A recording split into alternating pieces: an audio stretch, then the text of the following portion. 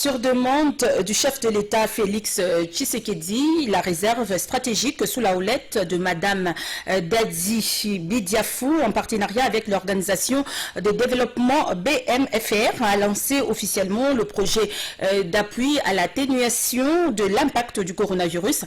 C'était ce vendredi 4 décembre à la Foire internationale de Kinshasa. Regardez.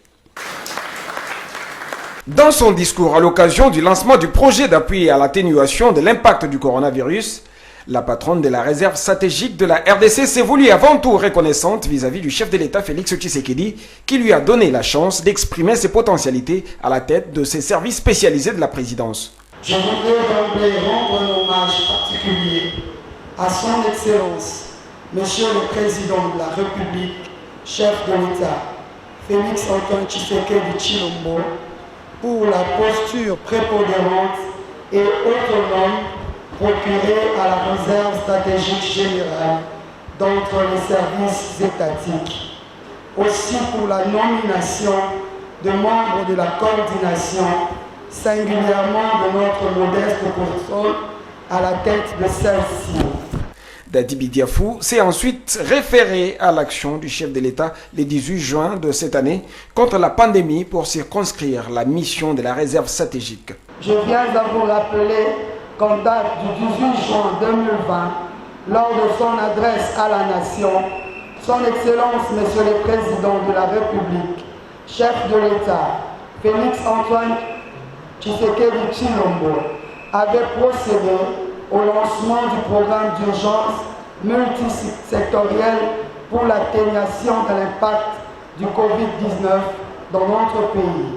À cet effet, considérant les missions assignées à notre service, dont j'ai l'avantage de coordonner la réserve stratégique générale, service spécialisé à la présidence de la République, reste le seul organe attitré pour accomplir cette tâche.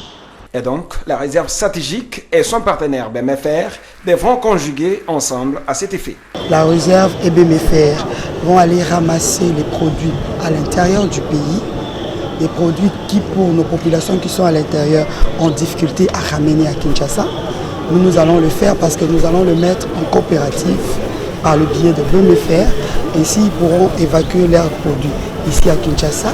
En collaboration avec la FIKIN, nous pourrons les mettre sur le marché et à des prix sociaux. D'après John Ilenda, chargé des programmes de l'organisation de développement BMFR, toutes les dispositions ont été prises pour permettre une accession fluide aux entrepôts. Pour éviter des files d'attente très longues, nous avons prévu à ce qu'il y ait des entrepôts dans chaque district, dont il y aura dans chaque district un entrepôt, avec un entrepôt central ici à la FIKIN.